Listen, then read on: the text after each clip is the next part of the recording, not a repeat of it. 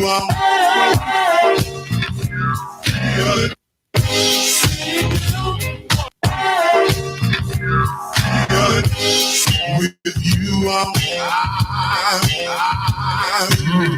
right. A lot of they don't appreciate heft. That's right. Another episode of The Void. Thank you all for joining me. Live from the swamps in Duval County, Florida. This is The Void. Let's see. Dang camera going. So today we're going live talking about contradictions. Just sort of was thinking about like what can we talk about. Last episode on the Sunday session, had a guest Anne. She really illuminated some really big societal issues that are really hard to contend with. And today we're going to talk a little bit about some of those things, just part of our discussion. And again, thank you for joining. Looks like we had two people watching at one point. We got one person watching right now on Facebook. Thank you for joining on Facebook. If you want to check out the archives, by the way, of The Void, be sure to like and subscribe and all that to the YouTube channel. Link is in the Facebook description for those joining on Facebook. No one's on YouTube yet, but that's all right. People jump in when they jump in. Right, Sep Rock Beats with the dope beats. The Void intro track there for y'all. All right, so as you can see, I have some additions. Well, just one really. The addition here is the whiteboard. So today, because sort of based on some viewer feedback, I have included a whiteboard. And so it'll actually help a lot with our discussion because we're exploring a lot of different moving parts. So it's hard to keep track of all the things that are going on. And that's the other sort of crazy part about this is that you may notice in the description, I really didn't want to put in such a polarizing description. But at the end of the day, there is sort of this monolith that we can talk about as conservatives. And which seems to be, there's very few people that fall out of some of these monolithic characteristics that we're seeing in the conservative movement as it is now with the election of Trump, I believe it all really started with Newt Gingrich, to be honest with you. And back when Newt Gingrich was a big deal, and Rush Limbaugh was like this big deal. I mean, he's still got a show and stuff, but Rush was like worshipped by tons of people. He still is, but it was crazy back in the 90s. It was more, I feel like it was, at least my perception. He was like all over the place. It was like such a big deal. And you see this rise of the right-wing media person, Mark Levin, some Sean Hannity, Fox News becomes a big deal, or it's growing and growing, becoming normalized. At least that's my perception of it. And now you might say, okay, well, the media has bias and this and that, and I agree with you that the media has bias, but I believe my take on the bias is probably different than what a lot of folks believe. Now, whatever I'm talking about, whatever I'm saying, if you have a contradictory opinion, please jump in and leave a comment or something so that we could talk about it. This whole show is about talking about these concepts. Okay. Anyway, so we're seeing this like a visceral type of dialogue starting to happen, and I think we really started seeing it and if we really look back at what the underlying cause of it is, I believe that's causing the polarization, not even causing, but heightening it more, is capitalism in general. Because these people can't, by the nature of their existence, they cannot speak openly in real dialogue that could ever move them, even if you're right. They've built a market, they've built a brand of being a certain person, a certain representing a certain thing. So if you were to contradict them or actually argue something against them, it would be ignored anyway, and the bad faith argument would be placed in front of you, and some kind of squirrely objection that's like completely invalid by any argumentative state. I mean, I'll show you some examples. Would if something would, destroy the undergirding of their philosophy or what they've branded themselves on, then they would, in a way, cease to be relevant, right? So they can't. These people can't move one way or another because that's sort of the name of the game.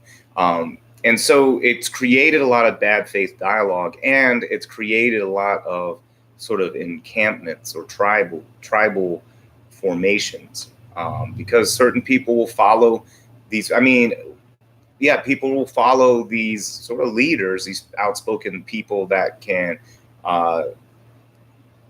verbalize or otherwise communicate some of these feelings in other visceral kind of resonating philosophies that some people have for whatever reason. And that goes back to our Sunday Sesh discussion about racism, because it's such a visceral taught thing that also not only is taught, but if you have enough people around you all doing the same thing, it just becomes, I mean, humans are social animals. You become part of whatever social group you're in, typically. I mean, unless you're okay being an outcast, and some people are. But, they also, there's that saying that everyone seems to accept, that you're the average of the 5 people you hang around with the most. Well, if you hang around with, maybe not by fault of your own, you hang around with all racists, then it'll be tough for you to not be racist, and so that's just, and then actually apply that, right? Extrapolate that out through hundreds of years of racist policy within the country, and you don't just uproot racism by creating some laws. It doesn't work, right? And for some reason that makes a lot of sense. Like, you can't just change how people think and feel because you have laws. And I mean, I guess you can by normalizing them in society and just simply accepting them, but you also can't necessarily just change the laws and then thereby change people and philosophies they've grown up with and become normalized to. And so to say that, segregation was broken up XYZ years ago, I mean, whatever point that you want to reference as, I mean, I'm not even talking about just legal segregation, just, because there of course was resonating echoes from people not wanting to abide by those laws, right? But why didn't they want to abide? Why wouldn't they? It's because they have these built-in sort of feelings that they've grown up with, and it's hard to just uproot those feelings. And so, going back to the point about capitalism, there's a guy, I think his name's Seth Godin, wrote a book for capitalists about starting your own business. Not really even about starting your own business, about marketing or something like that. I didn't read the actual book, but I remember hearing an interview with him. And basically, I think it's called Finding Your Tribe or something like that. And basically, the premise was, in this age where there's so many, billions of people on this planet, how many people do you need to know about you or need to market to in order to survive, right? So, and the answer becomes not necessarily less than you think, but you don't have to be the one person providing whatever service you decide you want to get into business with. So if you're going to be creating a cleaning service, you don't need to be the premier number one taking over all business cleaning service. You just need to find your niche in the market and work the hell out of that niche, and then boom, you could grow from there or whatever, right? Something along those lines. And you get this notion that in the capitalist system that groups will be rewarded for stroking their own biases, right? So these conservative sort of whatever we define as conservative at the time, outlets will dig their heels harder and harder to try to resonate deeper and deeper with the core audience, whereas some other company doesn't necessarily need to be leftist, for instance.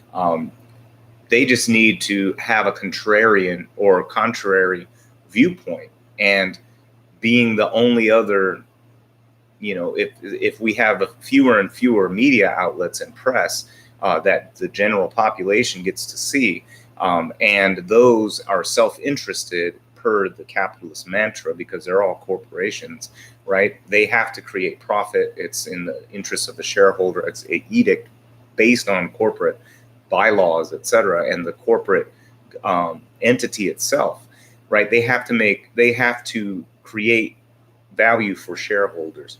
Now, they could just be viewing audience, and then they could say to hell with profits, but they don't do that, and so they wouldn't want to step on the toes of the people who are feeding them, meaning the advertisers, the corporate,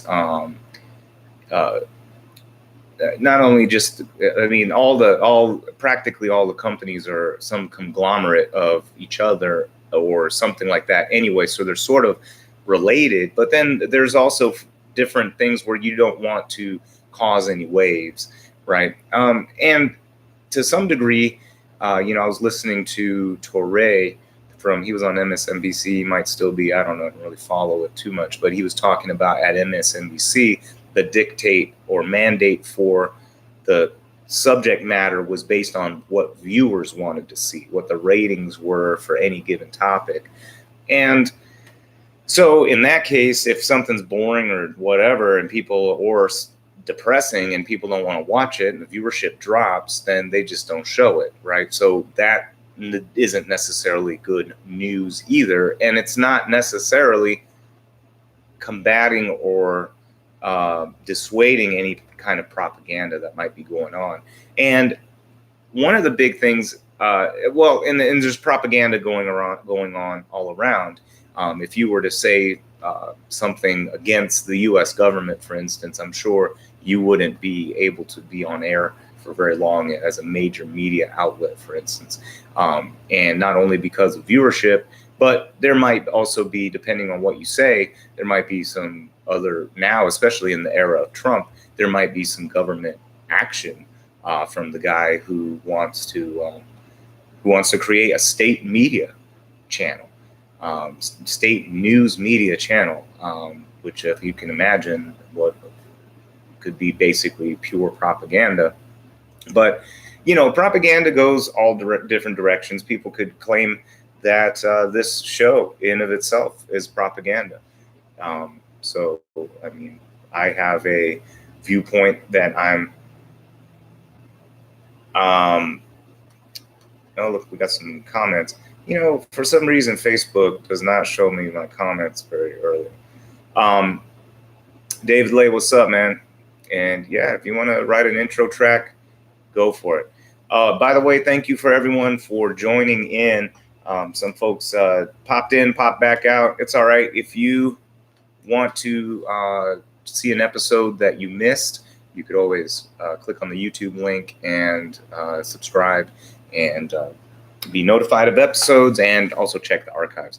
Okay, so yeah, I talk about some pretty controversial stuff, especially in our modern age, because we've been inundated with propaganda from all directions. I mean, all directions. And it's the main theme of the real propaganda that's really been affecting Americans is nationalism propaganda, right? And also capitalist propaganda. And it's one of the main reasons is because capitalists run our government, right? We seem to be totally fine. I think for the most part, most of us are okay with the idea that our politicians are crooked and bought, right? Well, who's buying them? Is it the socialists buying these politicians with their socialist money?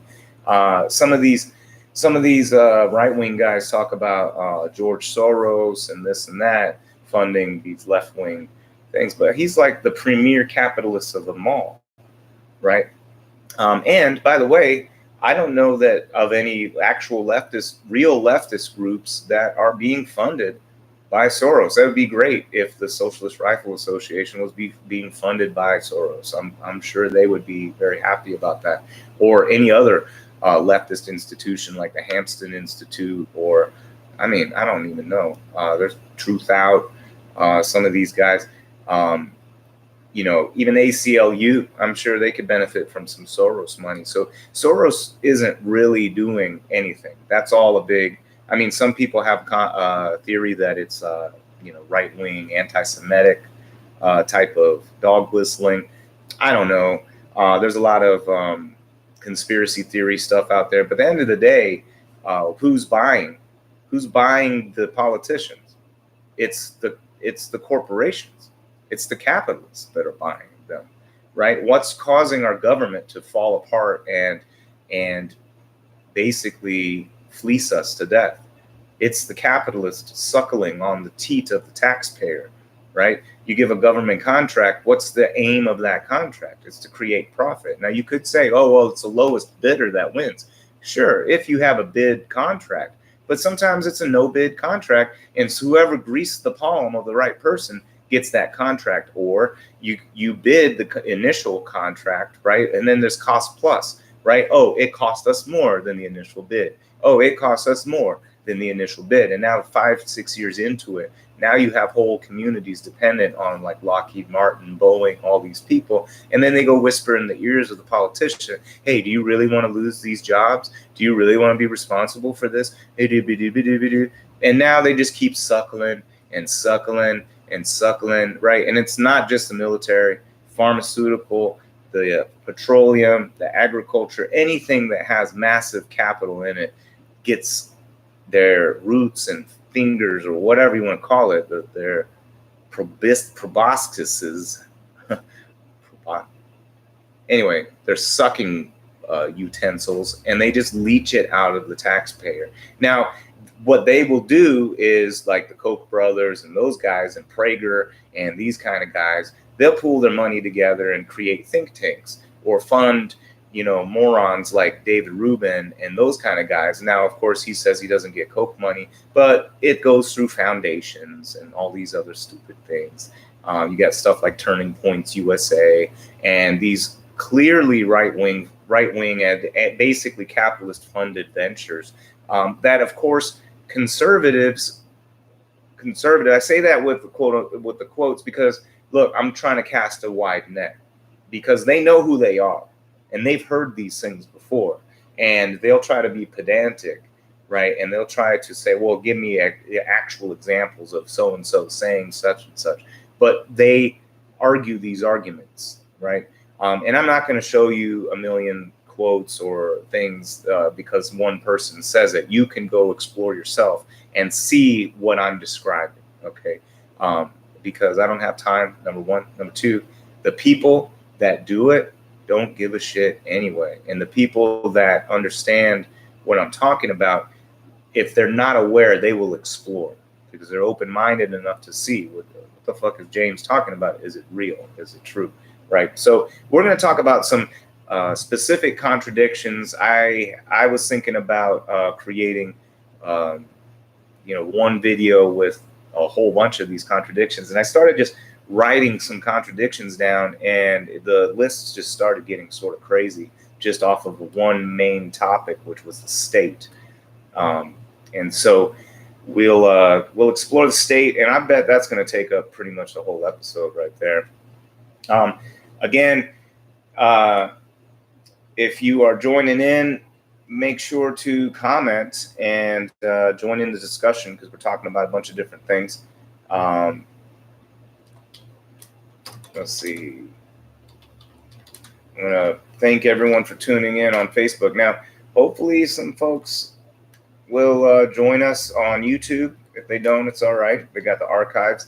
But, remember that even, you could even comment on the archive shows, and I'll bring them back up and we'll discuss it on future episodes. So, again, this is all about dialogue with everybody. All right, so I'm going to play around with this whiteboard, and hopefully you guys will be able to follow along okay. I'm going to bring this microphone with me because I probably have to. Okay, so this is the first time using the whiteboard, so there might be some growing pains in this little experiment. Let me change the camera. Okay. Move this chair. Not much space in the shop studios.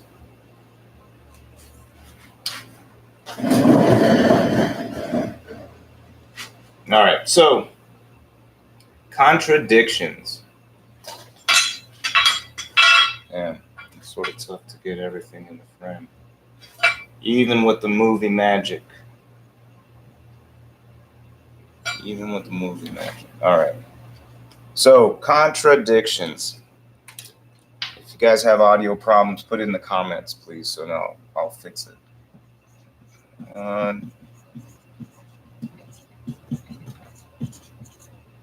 All right, so this is contradictions in conservative thought.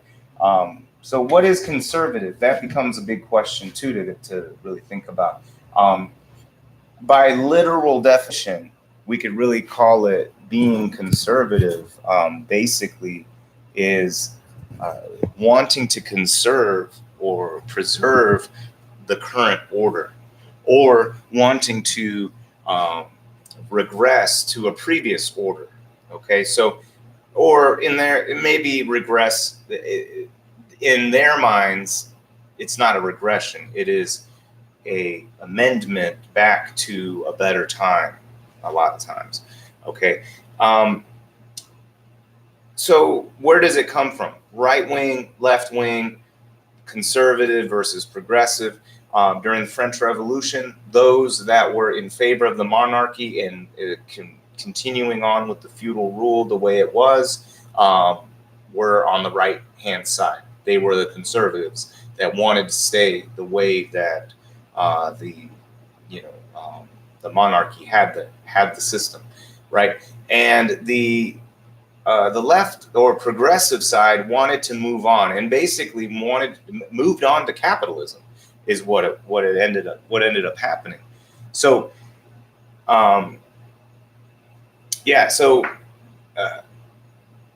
that was the next iteration. We went from feudalism basically right into capitalism, right? And it was, to a large degree, with the way that private property rights were set up, that basically the people who had amassed the most assets by that time would remain in power, right? So if you had a bunch of gold, maybe because you were king, or because maybe not king, but you were one of the lords, you still were okay, right? So you still were able. In fact, the lords, some of them joined in to help overthrow the monarchy because they would be in a good spot, because they had situations where they could employ people or use their land to charge rent or rent seek in other ways because of the assets they had grown already.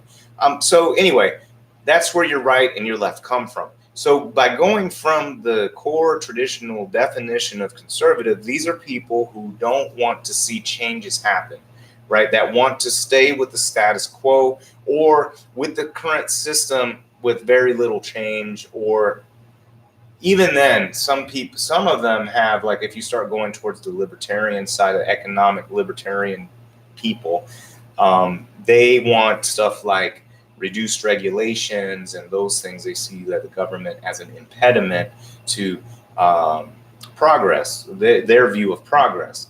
Um, they seem to forget that most laws, pretty much all laws, but I'll just say most in case some of them were made in bad faith. Most laws are made because somebody did something bad that we don't want to see happen again, right? So, people were putting poison in basically in food or paint or something like that, had lead in it, found out lead was bad. And so the regulation was you can't use that anymore. Right, but if we repeal the regulations, sure, maybe paint manufacturers can make even more money. But there's a point to why there's no lead, right? And the government has to step in to make it so, because what's going to happen if there was no regulation? But some of this, for some reason, is not dawned upon by the libertarians. What they'll say is the market will take control. If people don't want lead-based paint, then they won't use lead-based paint. If they don't want to die, they'll just won't use lead-based paint. And those manufacturers will go out of business.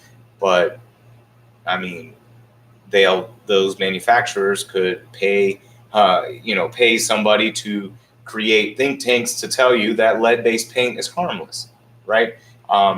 And for all we know, half the science out there is paid science to that degree.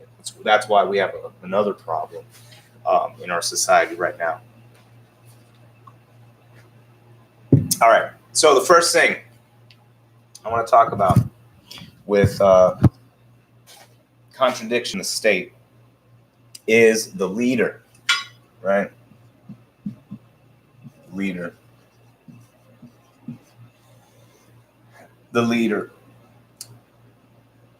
The right-wing mantra a lot of times is independence, like being independent yourself, doing your own thing, right? That you don't need a king. America doesn't need a king, right?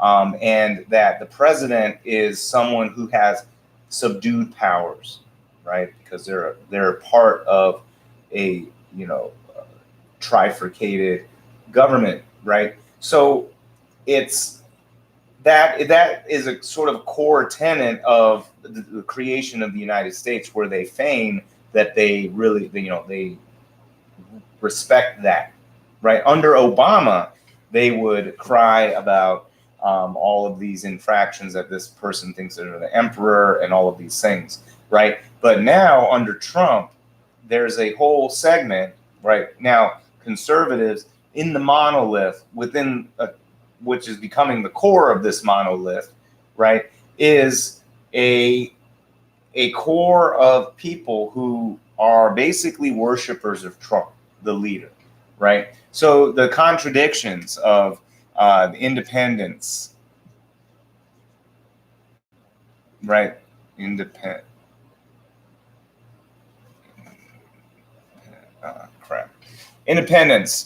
right? They have this dance, I think, right, versus worship, right? So we're seeing if some never Trumper conservatives are still out there, or if there's some conservatives that don't feel this way. I mean, I know they exist out there. So this is becoming in some ways, we're starting to see factions created to some degree. But there is the conservative thought of independence. I don't need a king. And then the Emperor Lord Trump worship, where Trump can do no wrong, even in the midst of doing wrong, right? Even in the midst of sounding like an imbecile, even in the midst of saying something ridiculous or outright lying, in being talking about, shooting someone on Fifth Avenue, right? Or things like this. How stupid is that, right? So it's really stupid, but it's okay because of the worship of the leader, right? And this, by the way, is where we get this nucleus of fascism, right? Now people are like, oh my God, James, you're like exaggerating. And this is, again, where the conservative mind can't can't juggle. They don't have enough introspection to see where they stand within the grand macro scheme, right? The fact that maybe they don't worship Trump, but they really do, right? I've seen these people. I've interacted with some of these folks who front like they're not, like they're this independent body, but then they go into worship mode whenever they can. And they will turn a blind eye to all the faults of the dear leader in order to preserve their authority, this leader's authority. Because most of these conservatives are very hierarchical minded. They believe that whoever is leading has earned their way.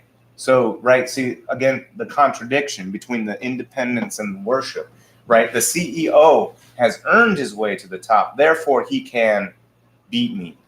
Therefore, he can exploit me. Therefore, she can, bleh, right? Or God is above me. Only God can do these things. But because of this hierarchy, then it's okay, right? And these folks have this contradictory mentality of the independence in the midst of the hierarchy worship, right? Because they worship the self-made person. And if they made it there, then they deserve to be able to do whatever they need to do to be them and do their thing, right? So there you get the contradictions in one mode of thought regarding the leader, right? And there's some more. I mean, I'm sure we could expand on that, but we'll leave it at that. If you have some more you want to put in, some hot takes about this, I know you can't really see this, but too well. But I mean, I'm on a shoestring budget. If you guys have some cameras or time that you want to donate, please help the boy to get better. All right, B, what do we got? Police and military. So, yeah, we'll just call it police, military. Right, so we have a couple things, and we're going to see this topic again, police/military, in a little bit. But we see, again, a contradiction between freedom and then authority. Right? So we're going to get into the topic of small government, contradictions dealing with small government as an actual topic under this contradictions main topic, right? But I wanted to focus in specific to police and military, not only because they have a contradictory stance on police and military, but as far as small government versus expansion of police and military, but whether or not police and military are justified in what they're doing. So we have this guise of the love of freedom from the conservatives, right? Because the freedom, liberty, the things that America was founded upon. However, you will also see from conservatives this conformity to authority, right? And this worship, again, going back to the hierarchical mindset of the conservative, right? So conservatives, if you're listening to this, I hope you understand these contradictions that I'm spelling out. And I'm going to wrap it all up and tell you why you are part of this. It's on purpose, and you're being used. And I'll tell you why at the end. Okay, police, military, freedom versus authority, right? Stop and frisk. Nobody, and it's going back to, this will actually be falling under the liberty situation. They won't worry about that. And I think a lot of this is because of racism, but it is a lot. It's acceptable because of racism, because it's not happening to them, to the white people, basically, where stop and frisk is okay. But there's probably Black, Hispanic, whatever people, Asians, anybody, every other race other than white, who also support stop and frisk because there's a mentality that you can sort of spot someone just by the way they look. Right? We teach people don't judge a book by the cover, blah, blah, blah. And it's always like this hero's tale when the billionaire walks around and walks around in a hoodie and people treat him like shit. And, oh, I'm a billionaire and I'm driving around in like a Maybach or something, or some car, right? I'm Bentley. Oh, you just didn't know. You could have had my business, right? And it's like, take that. You judge a book by its cover, right? But yeah, it's okay for police to just judge a book and then stop someone and violate their Fourth Amendment right against illegal search and seizure, right? Which goes against freedom, right? But it's okay if the police and military do it. If a social worker came and did the same thing to your house or to your person, that would be a problem. If a teacher did that, if anyone else, right? But the police or military are free to do what they want, unhindered, in the conservative mind. Now, there are some of these hardcore libertarians who don't play this game, right? But and are still conservative, but really, those guys just don't understand Marxism. They're more than likely actually Marxists, because Marx calls for anarchy. And so, if you're true libertarian and anarchist, Marx calls for a stateless, classless society. No state, right? And so that's a big what's it called? That's a big misconception. So there's some allies here, but they're being torn apart by rhetoric and propaganda, and that's something that I'm trying to point out. Okay, so police and military, in the contradictions of conservative thought, right? You have freedom and authority juxtaposed together in a way that it's like, for instance, what you'll see a lot, the whole blue line movement, the Blue Lives Matter movement, the Punisher with the blue line, all this mess with the blue line, right? You have an agent of the state who will enforce authoritarian policy, who can routinely gets a pass by those who claim to love freedom, right, and love liberty.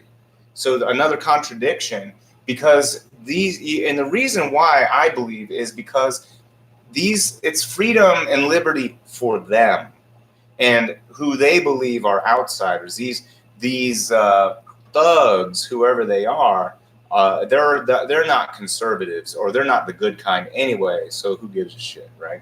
Or something. Maybe you're a conservative, and you can tell me why there's such police and military worship in the midst of a feign for freedom and liberty, right? Again, it's really freedom and liberty for them.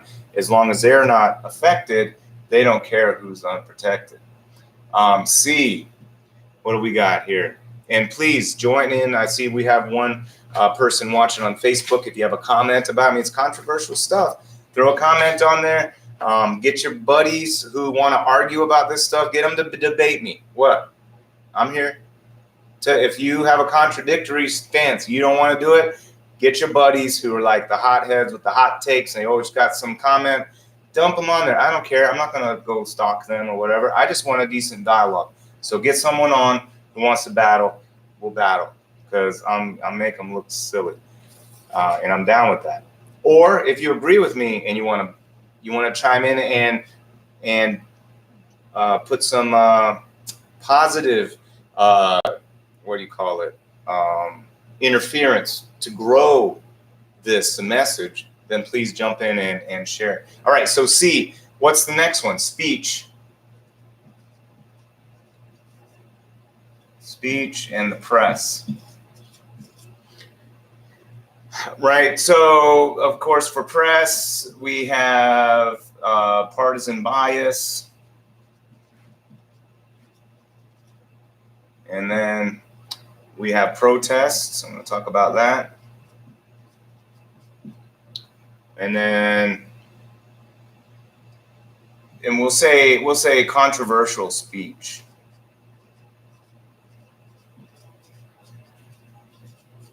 So, see, for the free press or free speech, we have contradictory things, right? So we have a group of people. Again, this one's where, like, okay, there's definitely conservatives that really are constitutional conservatives that will see through what's going on. But there's a lot of conservatives who really, they buy the rhetoric about the press being the enemy, about the press being one way or another, right? And it is, I believe it is too, but it's influenced more by capitalism than it is by left, right? If they were truly left, then they would actually be pushing real socialist rhetoric, right? They're not. They're capitalists. They will poo-poo the left constantly. Now, Bernie Sanders to them is left, and he's not even a real socialist, right? So that is how far the Overton window, this idea of what is left, what is right, what's acceptable in our society to believe, that's how far the Overton window has shifted. So we don't even have real socialists that are calling for a transformation of wage and labor and capital relations, right? They're not even talking about that. They're just talking about, the most that they're talking about is a $15 minimum wage. Tell you what, if I was running for president, it would probably be as a straight up socialist, not the democratic socialist shit, straight up socialist. I would call for a move to market socialism. That means retention of the free market, and it's just a change between capital and labor relations. It'll guarantee workers equity in what businesses they work for, and democratic control. The bigger the company, the more control the workers have. Simple as that. If you don't want the workers to have control, okay, then don't grow your company to that big. Because if you need that many people, then that means you can't do it yourself. You need other people to do it. And labor are people, right? If you can automate, go for it. Go automate it. Oh, it costs too much. You need to extract it from labor first. Hey, guess what? They should own that automation later, right? That's the name of the game. That's what's been going on. You know, GM can use the backs of Americans long enough to where they have enough money and shareholder money to propose ideas to go find more exploitable people and let's move our factory to Mexico, right? Oh, Canada has a good exchange rate. Let's move it to Canada, right? Or whatever during that time. And so, anyway, that's what's really moving and motivating media bias. Even if they pretend to be leftist, they'll only be leftist enough to keep their audience. If they go too far and scare too many people because of, you know, McCarthyite propaganda and hangovers from the Cold War and all the shit that the misinformation that people spew out constantly on purpose, right? Well, maybe not on purpose. Some of them aren't smart, right? And they don't actually read. They don't actually explore. They don't take the time to do these things and really try to understand the world, right? So they'll basically study and parrot someone who they respect that they can quote, right? And then they will just feed that narrative.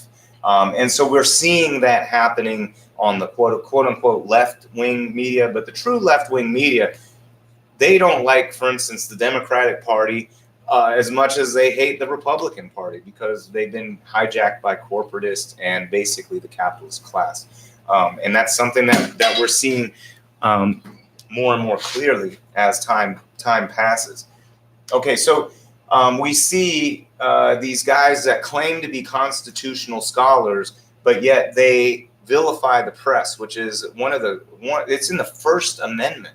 It's a very important tenet of our democracy, of our, you know, a republic, right? But it's a republic, a democratic republic, right? We're democratically voting for our representatives to be us in the great capital, right?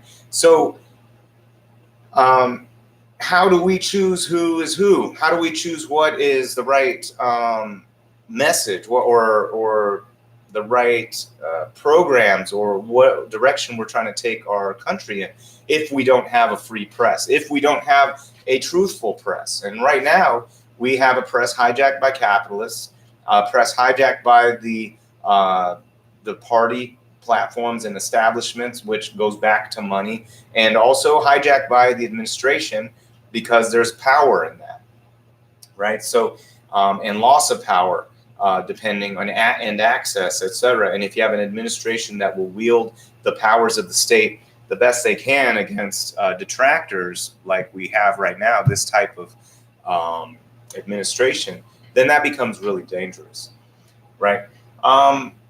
Speech, press, protest, First Amendment, right to free assembly, peaceful assembly, right? We should be able to protest. In fact, we should be able to protest pretty much wherever we want. And the capitalists and the statists have made it so that the public's voices are practically muted, right?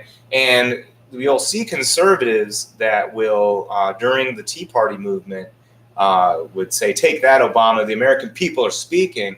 But then during, when we see Occupy Wall Street, when we see these contemporary movements like Black Lives Matter or other protests that are happening for better wages or for whatever grievance is going on, then it becomes, oh, where's your job? Why aren't these people working? Da da da da da. And all this kind of crap, right? So a fundamental First Amendment, the very First Amendment to the Constitution, First Amendment right, and First Amendment protected activity, these right-wing or conservative people will have a contradictory point on protest, right? They will at one point feign their love of the Constitution while vilifying protesters. And that's just simply one of those other contradictions. Also controversial speech, right? They will complain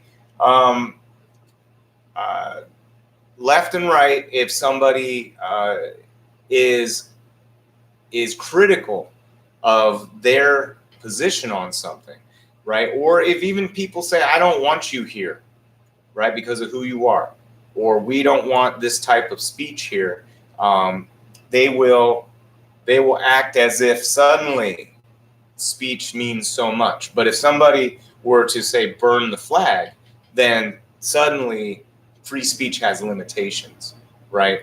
Now there are limitations, of course, like you can't tell someone to go murder someone else, or call for violence and some things like that, or yell fire when it's not one. I mean, there's certain things that you'll be held liable for, and maybe some of those things we should reevaluate as a society. And I'm all for free speech. However, there are some situations where, like, if you're rallying for the creation of an ethno-state where people who are of multiple ethnicities live, then that has large implications. So it's simply, you can't simply call for an ethno-state, right? Because that requires forced transport or forced removal of certain people based on race. That requires or other forms of removal of these people. So that in of itself is a call for violence and should not be tolerated. So, but they will say that, well, it's just an idea. If you don't like it, then if people don't like it, they won't accept it. Well, slavery was an idea, and a lot of people liked it, and they had it around for a little while. So that argument only goes so far, in my mind. How about this? How about also we'll do one more, and we'll say D, privacy. You here, in conjunction with the police military argument from the conservatives for privacy, that the government, sure, the government can violate your privacy because if you're not doing anything bad, then you have nothing to worry about, right? So if you don't have anything to worry about, then why are you worrying?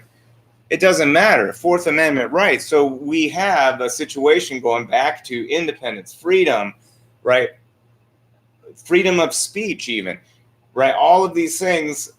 Then with privacy, suddenly it's, oh, if you have nothing to worry about, then it's a big deal, right? So we'll see stop and frisk. We'll see the NSA or other agencies spying on us for national security. And these conservatives, a lot of them, maybe not all of them, but again, going into the general conservative basket, will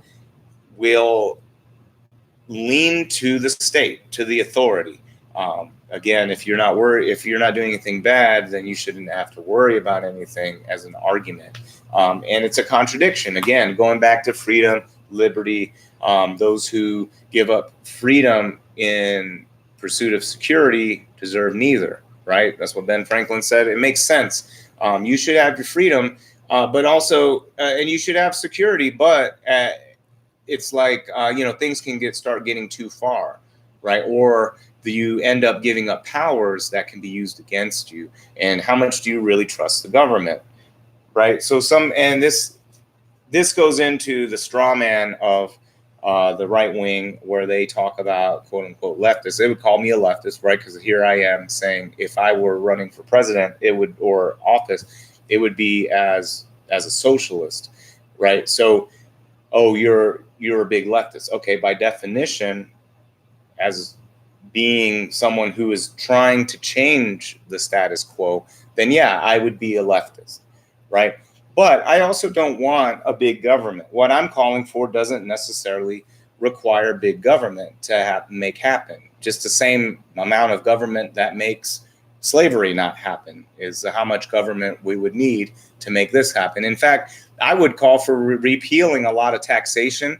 And if we instituted this type of labor arrangement, we could significantly drop taxes and still bring in a pretty, the same, we're still looking at the same actual numbers as far as the value produced, the profit produced, et cetera. It's just about who owns that value, who owns that profit, and where does it go. And as it goes to the workers at the point of creation, not from the government, but at the point of creation, we'll start to see people with more money and more power and more independence from the hierarchical systems. And by doing that, everyone will have more freedom, more liberty, right? And so as a leftist, I'm not calling for more government. I'm calling for smarter government. And I'm calling for government that is free of capitalist parasites, right?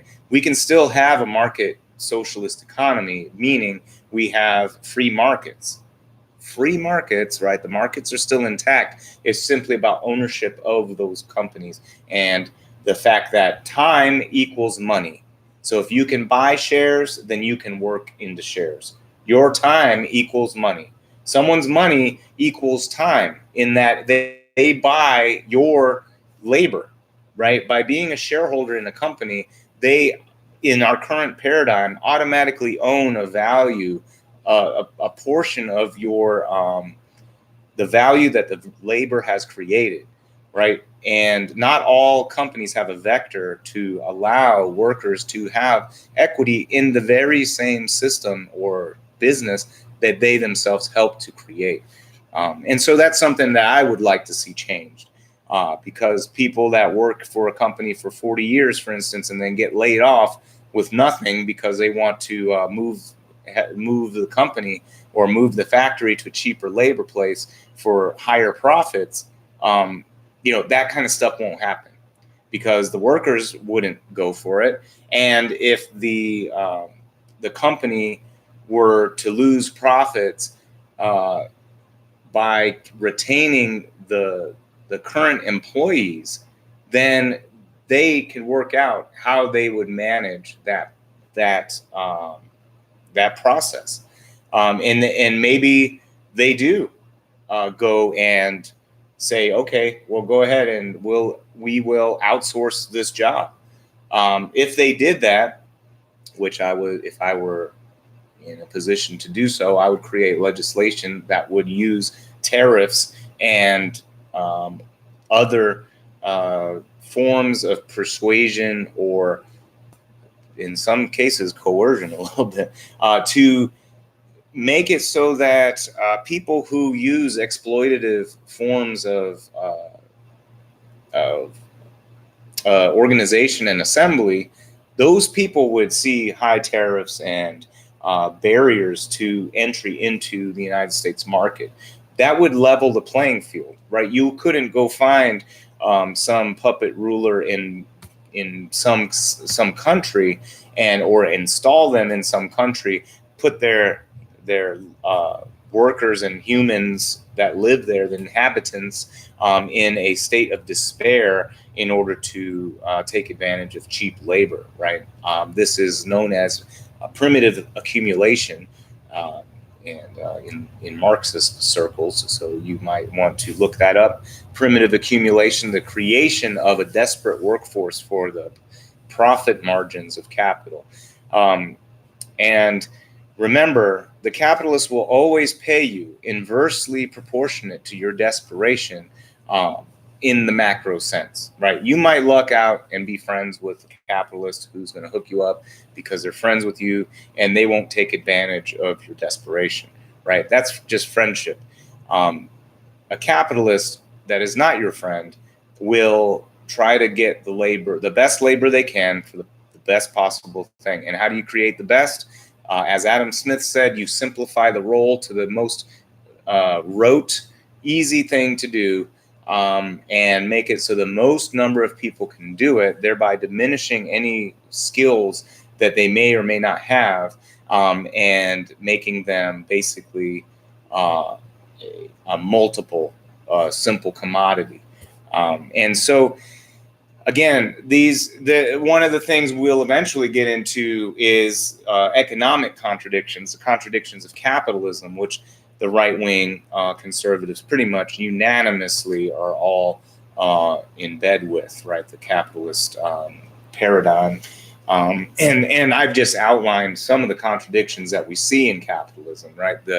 The pressure for the capitalist to increase profit margin by reducing labor costs, reduction of labor costs, causing a labor market that actually will accept it if desperate enough, unless the government steps in and creates minimum wage laws or other labor laws, right? We've seen this happen already in our country, where kids were dying in coal mines and people were getting packed into hot dogs in the meat packing plants, or dying in gold mines and other things like that, moving out west, or on whatever, in the tobacco farms, in any industrialized situation.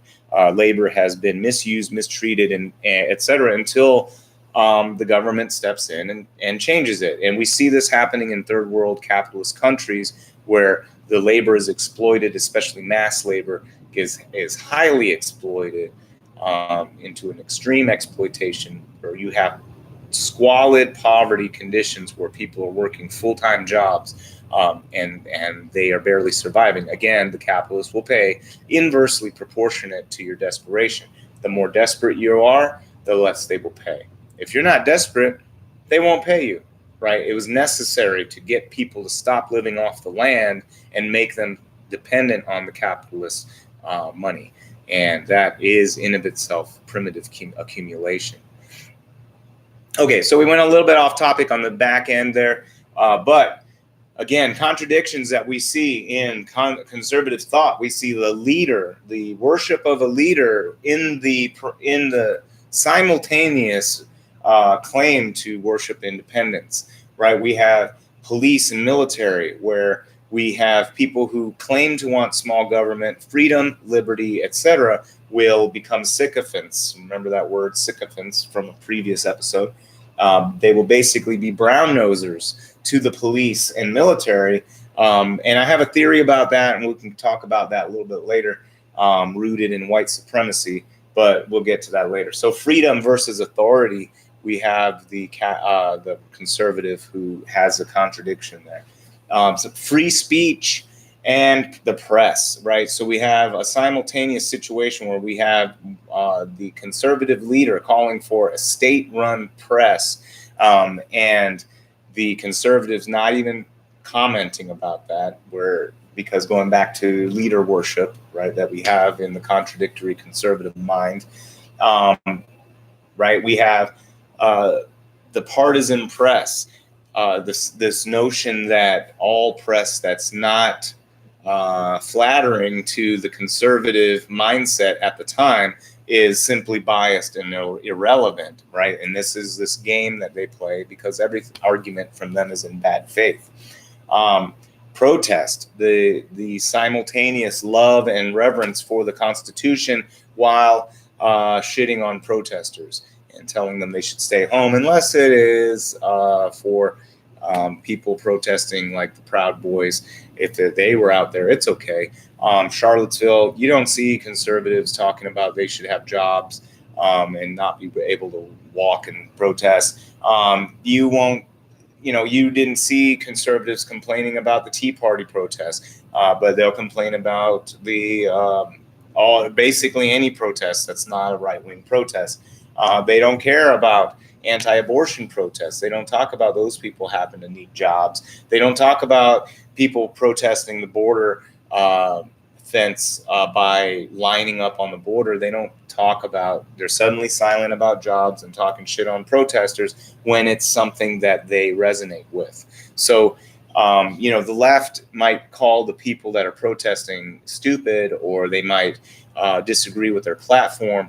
But in general, nobody is on the left is not, no one's unironically telling the right-wingers to go get a job. They understand, because people that aren't conservatives understand that protesting is a fundamental right of Americans, and it is a very American thing to do since before the founding of our nation.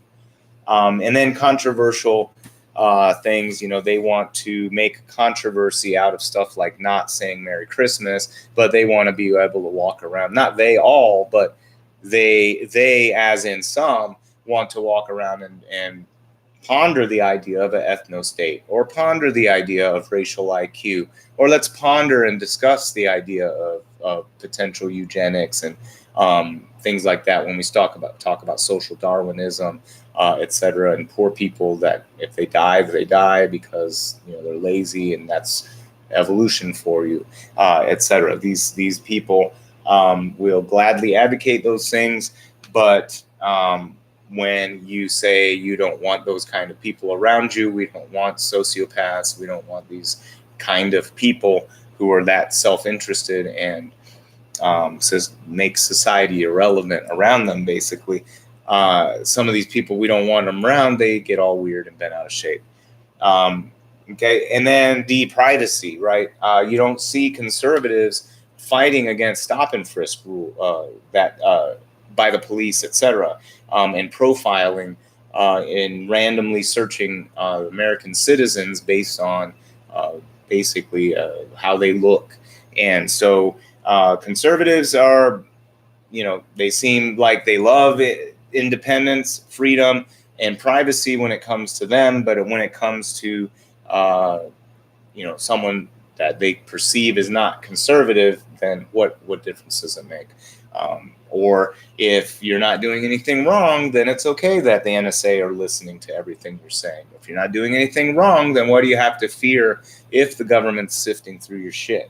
And you see that a lot on the conservative side of the world regarding privacy. So we have again a contradiction of freedom, constitutionality, right? The Fourth Amendment against illegal search and seizure, or unwarranted search and seizure.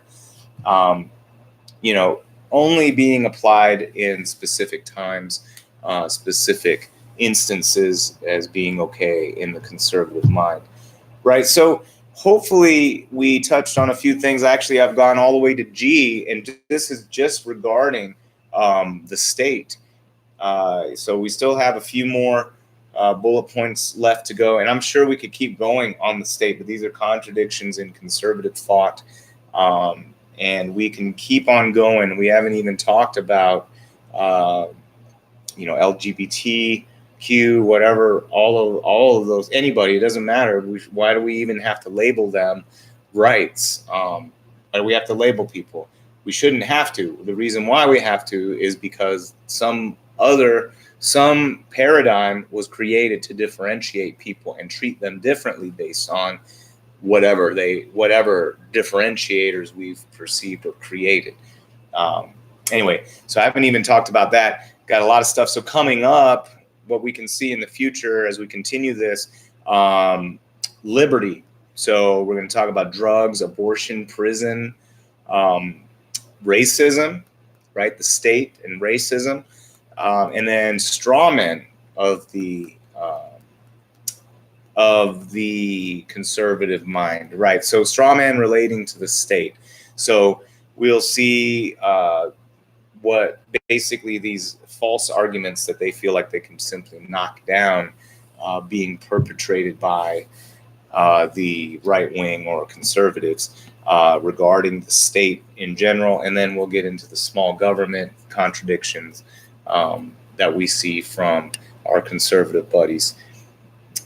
But I want to thank you guys for joining us. Again, if you have a topic that you want to discuss, something that's been on your mind, please be sure to comment, and I'll cover it. If you don't want to publicly comment, that's all right.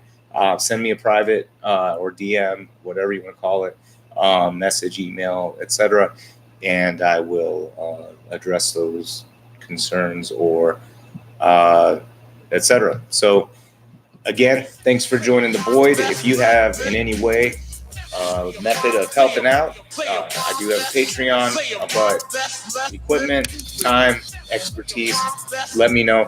You definitely use the help because I really do want to keep doing the podcast, and I think it can serve a purpose eventually as we get more and more people involved in the discussion.